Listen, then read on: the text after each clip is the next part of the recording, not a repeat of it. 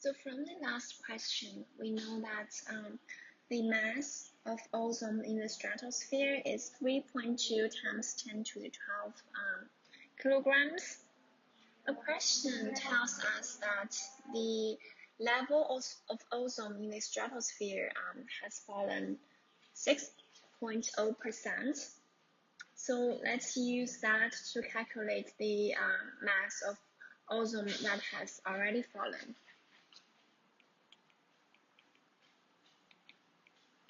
We just use the total mass times the percentage of fallen ozone, which is 6%, right? 6 divided by 100, and that gives us 1.92 times 10 to the 11 kilogram. So we lost 1.92 times 10 to the 11 kilogram of ozone. That's the number we would have to be manufactured on a daily basis so that we could restore the ozone to the original level.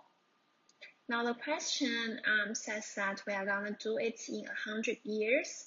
So how many kilograms should we manufacture per day? Let's just use 1.92 times 10 to the 11 kilograms divided by 100 years. 100 year is so 1 year is 365 days, right?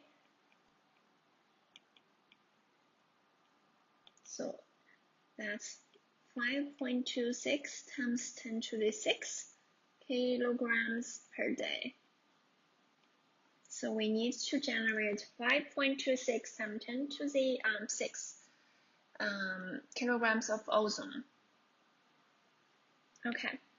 The second part of the question asks us to determine the energy would be that's going to be required in the process of generating ozone. So we are going to use this equation to make ozone. Now, to calculate the energy, we are going to use the delta H equation. Okay, so delta H reaction equals to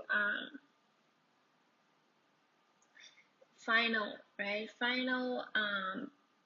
products minus initial, or we could say that products minus reactants. So remember, products, we have to include the coefficients. So 2 times delta H final should be O3G minus 3 times initial. Okay, so that's we can find the information for delta H values. So 2 times 142 times 2 kilojoules per mole is the delta HF of ozone, and times 3, so the delta HF for oxygen is 0. Okay, so that gives us 284 times 4 kilojoules per mole. So 1 mole of ozone would require 284.4 kilojoules. We have 4.0 times 10 to the 37 molecules